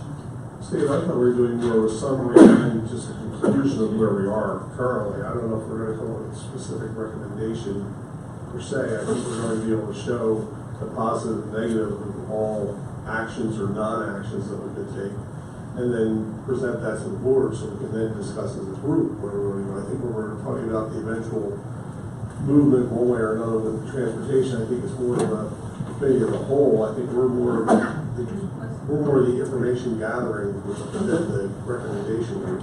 Also modeling it around the types of committee work that we typically do. And usually when we put something in committee, the committee kicks it around and really does the legwork on a particular issue, and then comes forward with a suggestion, a recommendation. I mean, the board can decide how they want to do it, go from there. But I think the rest of the board would be looking toward us as being better informed and be able to kind of generate a recommendation. I mean, obviously the board makes the final call.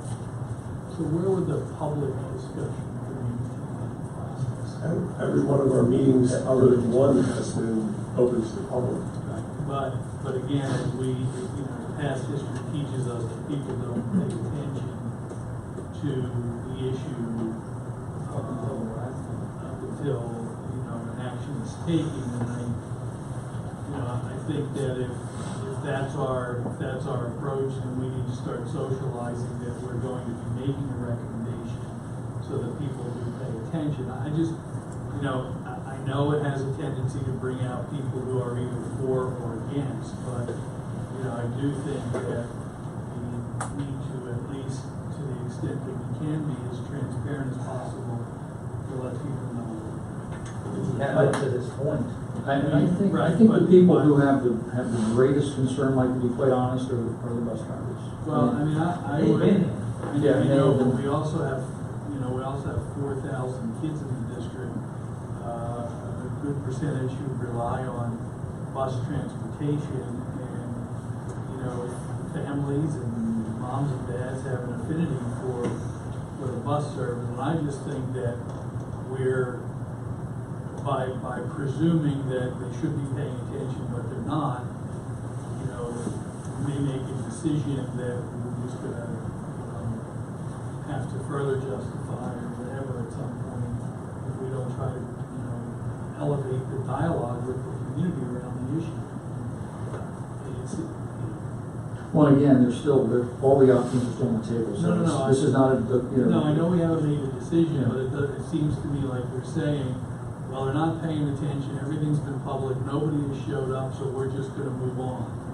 And I think that because people haven't showed up doesn't eliminate our responsibility to try to engender some attention from the community around the issue, just so that they're aware.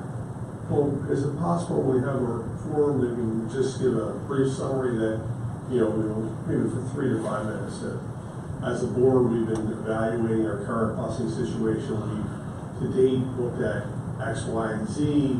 We're still looking at going and visiting other school districts for how they operate. We're looking for other school districts to talk with us. Our goal is that by beginning of 2019, we'll come back to the board with a summary recommendation based on the knowledge we've gained. That's reasonable. I don't think that's a bad idea to include it in any public presentation that we do have. So we do have an opportunity this coming Monday at the community forum, and we've already got several things on the agenda, but this would be one more that might be of interest to our community, although it's already been advertised, and I think we haven't included this in the advertisement, but we could certainly tack it on, as a for brief presentation. Okay, well, just wanted to bring the board up to speed in terms of what the transportation committee was up to, and again, appreciate everyone's. And I would like to thank everybody for the work that they've done. Some of us have been through the slog before, so I appreciate new people that have jumped up and looked at it with fresh eyes. And it is a lot of work, and it's very complex, and trying to understand some of these issues is pretty intense. And so I appreciate those that have attended all the meetings and everybody who's been involved from the administration who's been part of the process as well. So thank you. Thank you. We're going to move to the superintendent's report, Dr. Phillips. Thank you, Dr. Hemper. I had it as last, but I'll move it to first. The community forum, it will be October 22nd, which is a Monday, 7 o'clock at Rifton. We have some agenda items. One will be a presentation about PA schools work. Another presentation on some of our data that we've collected through our testing scores. We will also be discussing some transportation committee briefing. And then there will be some table discussion as well, which we've been doing in the past.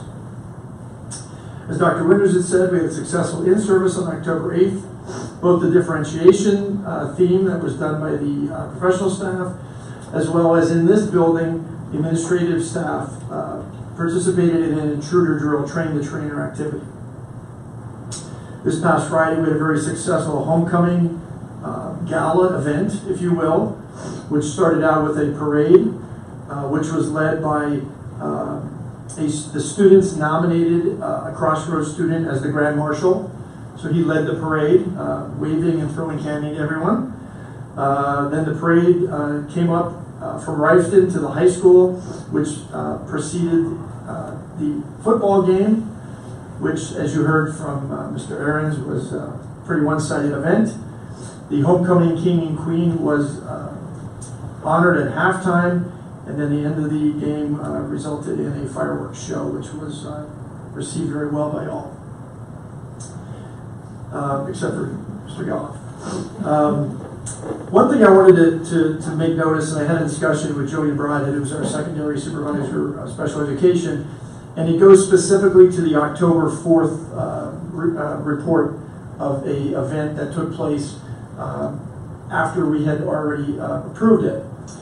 We had gotten short notice of a job fair for our Crossroads students at the Crown Plaza. So they did go, 10 students went in attendance. We were the only school district in attendance at the fair because of the short notice.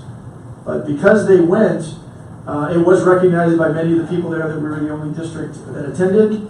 Of the 10 students who attended, 4 applied for positions at the fair. 2 collected information from multiple companies. 1 was hired as a greeter for the hotel. He will be employed. He was also the Grand Marshal of the event, so he had a pretty nice couple of weeks. Another one was called for an interview with Flagger Force. 1 was waiting to hear back from a home health agency, but attained another job in the meantime. And the other student is setting up volunteer opportunities with a company that will hopefully lead to employment upon graduation. It was a great opportunity and success for our students, and she wanted to make sure that everyone heard how much they approved of the continued support and really appreciate the support by the board for the Crossroads program. That is my report for the night. Thanks, Dr. Phillips. I just want a few more things to report. Our November meeting, based on discussions that we had at our retreat, I want to remind board members that our November meeting will be an experiment with the new model for our board meetings. We're going to be incorporating the workshop and the actual voting agenda into a single evening's meeting. Where we traditionally would have the board workshop the week before, and then the following Tuesday have the voting meeting, that'll be consolidated into one meeting. It's a new model. We're going to try it out and see how it fits. I'm going to just ask board members to be patient with us. This will be there may be some kinks that we have to work out a little bit. We're going to see how that flies, and obviously we'll decide whether or not this model has promise for the future. Obviously, we'll cut down on the number of meetings. We would have a number of nights that would be required to go out. Also, we're trying to coordinate all of the committee meetings for November so that they all fall on that October or that November 13th date. So they would be lined up throughout the evening. Again, that would make it a lot easier, I think, on our administrative staff, particularly, to be out just 2 nights. So the meeting date will be the 13th? Yes, for all of the committee meetings. Committee meetings are on the 13th, the board meeting itself is the 20th. So that's the board meeting for voting will be on the 20th. 20th. Workshop and vote. Yes, yes, yeah. One final comment, this evening we're gonna have an executive session following the board meeting to address personnel issues. And at this time, I'll accept a motion for adjournment. Well, I would just like to make one comment. I hope that everyone here will go vote on November, is it November 8th? November 6th. So that, you know, who you vote for, just make sure that you vote for a candidate, you know, that suits your needs. And as public officials with public schools, you know, maybe we should look for people that are pro-public education. Thank you. Board members will start in 5 minutes.